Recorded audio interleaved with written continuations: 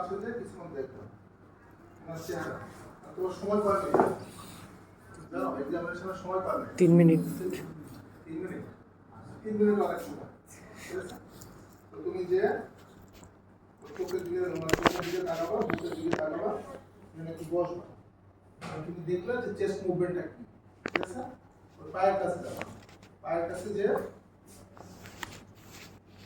এভাবে কি দেখবা হ্যাঁ ওনাকে কোনো কথা বলা যাবে না তুমি এটা দেখলে কি কি চেস্ট মুভমেন্ট কি অ্যাবডোমিনাল thoracic আর thoracoabdominal ঠিক আছে আচ্ছা এখন তুমি যে ইন্সপেকশনে কি কি জিনিস দেখতেছো কি বললে শেপ অফ দ্য চেস্ট কি elliptical and bilateral symmetry দুই নাম্বার কি দেখবা respiratory rate ঠিক আছে তুমি একটা রেসপিরেটরি রেট মনে ঠিক করে ফেলবা আর তিন নাম্বার ইন্টারকোস্টাল ingroin অর ডিসেশন তাই তো এটা আমরা দেখব সিওপিডি ক্ষেত্রে তারপরে হচ্ছে এই যে সুপ্রাস্টার্নাল নচ প্রমিনেন্ট হয়ে যাবে এগুলো সবই সিওপিডি ডায়াগনোসিস আমরা এটা জেনারেলি এত কিছু বলি না আমরা জেনারেলি দেখি হলো chest movement hair distribution any scar mark gynaecomastia আর এই যে বললাম spider nevi এগুলো আছে কিনা কোনো ভিজিবল পালসেশন আছে কিনা ভিজিবল peristaltic না এই যে ভিজিবল ভেইন আছে কিনা ঠিক আছে এগুলো আমরা দেখি মানে এই সমস্ত পেশেন্টের কি থাকতে পারে নিউমারেক্টমি করা থাকতে পারে লোবেক্টমি করা থাকতে পারে ঠিক আছে আর কি করা থাকতে পারে দেখা গেল এই এখানে পেশেন্টের একটা বাইপাস করা আছে সেটাও থাকতে পারে এই জন্য এই জিনিসগুলো তোমাকে খেয়াল করতে হবে আর যে আমরা এই যে দেখলাম যে ইন্টারকোস্টাল ডিসেশন বা ফুলনেস সুপ্রাস্টার্নাল লস বা সুপ্রাগ্লাভিকুলার স্পেস এগুলো প্রমিনেন্ট ট্রাকিয়াল ট্রাক প্রিকোস্টার্নাল ডিসটেন্স এগুলো সবই সিওপিডির ক্ষেত্রে এটা আমরা অ্যাজ এ হোল এই ধরনের কথা বলি ঠিক আছে তাহলে তোমার ইন্সপেকশন করা শেষ পালপেশন কি করবা প্রথম হচ্ছে trachea position position of the trachea তাই না আমরা এটা কিভাবে দেখি দুই আঙ্গুল দুই পাশে রাখবো হ্যাঁ আমার স্ক্যানটা বলবো ঢোক দিলেন চাচা ঢোক দিলেন ঠিক আছে এটা নিয়ম হলো যে ট্রাকিয়া থাকবে ইকুই ডিসটেন্স ফ্রম স্টেনোক্লিডোমাস্টয়েড ঠিক আছে যদি কোনো কারণে এই যখন তুমি মাঝখানে হাত দিবা আর এখানে দুই পাশে ফিল করবা ঠিক আছে এখানে তো নাই দুটোতে সমান যেই পাশে ডেভিয়েটেড থাকবে তার অপোজিট সাইডে এই যে জায়গাটা অনেক বেশি ফাঁকা থাকবে তখন তুমি এটা ফিল করলে বুঝতে পারবে যদি এটা এদিকে সরে আসে তাহলে এখানে বেশি থাকবে না ফিল করবে এটা বোঝা যাবে তাহলে তুমি পজিশন অফ দ্য ট্রাকিয়া দেখলে আর position of the apex beat কিভাবে দেখতে হয় ঠিক আছে বাবা একটু বামে কাঁথান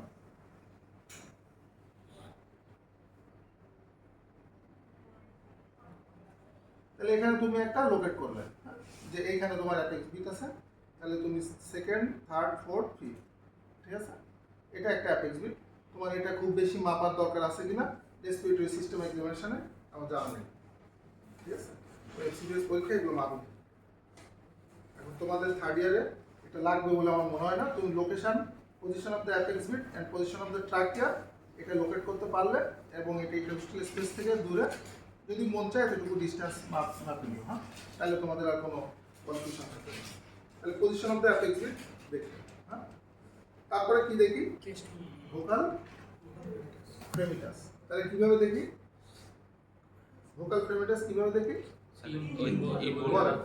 বাবা আমি যখন তিন এখানে টাচ করবো আপনার শরীরে তখন তিন বলবেন বলো তিন হ্যাঁ বল তিন হ্যাঁ না দুইবার একসাথে তিন হ্যাঁ বলো তিন এটা বলা উচিত ইউজুয়ালি 99 কিন্তু আমাদের রোগীরা পারে না দেখে আমরা তিন বলি বলেন তিন বলেন তিন বলেন তিন বলেন তিন বলেন তিন বলেন তিন বলেন তিন আমার হাতের পজিশনটা থাকা উচিত ছিল এরকম করা এই বলেন তিন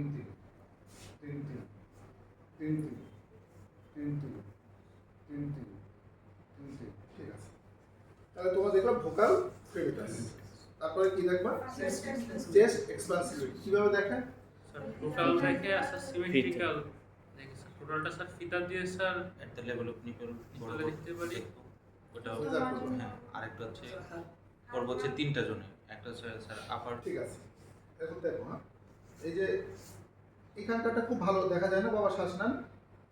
এটা জাস্ট তুমি একটা বলবা, শ্বাস নেন জোরে, শ্বাস, এই যে এটা মুভমেন্ট হবে। হ্যাঁ, এটা দেখবা সিমেট্রিক্যাল কি অ্যাসিমেট্রিক্যাল। এই যে দেখো কত সুন্দর মুভমেন্ট হচ্ছে, সিমেট্রিক্যাল। হ্যাঁ, এখন ঠিক আছে, তাহলে চেস্ট এক্সপান্সিবিলিটি নাকি? এটা আসলে চেস্ট এক্সপান্সিবিলিটি কি চেস্ট মুভমেন্ট, দেখো ভালো করে। ঠিক আছে, তাহলে আমরা এটা করবো। পালপেশন আমাদের শেষ। তাহলে কি কি পয়েন্ট করলাম? Vocal fremitus vocal fremitus, chest chest expansibility. তারপরে হচ্ছে পারকাশন। কি করবা? পারকাস করবা। তাহলে কোন পাশ থেকে শুরু করবা? যে কোনো এক পাশ। হ্যাঁ? এটা তোমরা দুই ভাবে করতে পারো, তিনটা একসাথেও করতে পারো, অথবা একটা করলে তারপরে এই পাশে এই পাশে। হ্যাঁ, এটা এক্সামিনার টু এক্সামিনার ভ্যারি করবে, কেউ কোনো মাইন্ড করতেও পারে নাও পারে। তোমরা যেহেতু ছোটো মানুষ, প্রথমে একটা করবা, তারপরে এই পাশে, তারপরে বোনসের উপরে এই পাশে, তারপরে এটা, তারপরে এটা। ঠিক আছে? তোমাদের থার্ড ইয়ারে কি শিখেছে? চেক প্যাটার্ন না না, এইখানে কি শিখেছে? এই তিনটা একসাথে নাকি আলাদা আলাদা? আলাদা আলাদা আলাদা আলাদা আলাদা আলাদা করো তোমরা। ঠিক আছে? এরপরে পারকাশনের সিস্টেম কি জানো? এই যে বাকি আঙ্গুলগুলো টাচে থাকতে পারবে না। ড্রাম থেকে উপরে হ্যাঁ?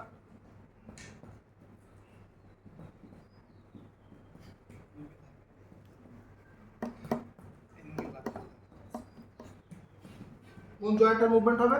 Wrist. Elbow joint নাকি? Wrist Wrist wrist joint। আচ্ছা ঠিক আছে।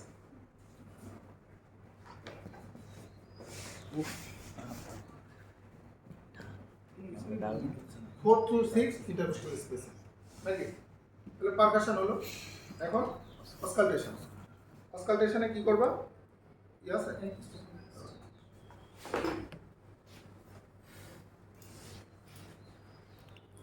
তোমার সিস্টেম হলো যখন তুমি কানে দিবা স্টেতো, তখন তুমি দেখবা এটা ঠিক আছে কিনা। এখন তুমি উল্টাবা, শোনা যায় কিনা। তারপর শ্বাস না, মুখ হা করে লম্বা শ্বাস। ঠিক আছে, শ্বাস শ্বাস। হাত এখানে রাখা যাবে না, ঠিক আছে? হাত রাখতে হবে তোমার পিছনে। শ্বাস শ্বাস শ্বাস শ্বাস শ্বাস শ্বাস। এখানে চারটার বেশি দেওয়া যাবে না, ঠিক আছে? শ্বাস শ্বাস শ্বাস শ্বাস শ্বাস শ্বাস, এখানে দিবা। ঠিক আছে? তাহলে তোমার এটা হলো কি অস্কালটেশন। অস্কালটেশনের মধ্যে আমরা কি দেখলাম? এটা breath sound and added sound. এখন আমরা দেখবো ভোকাল রেজোন্যান্স। এই একই রকম, শুধু তিন তিন বলবে। তিন তিন তিন তিন তিন তিন তিন তিন তিন তিন তিন তিন তিন তিন তিন তিন তিন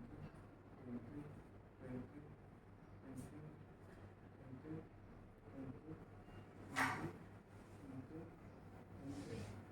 ঠিক আছে, এটা হলো তোমার examine the chest from front. তাহলে আমরা examine the chest from back একটু পরে দেখবো।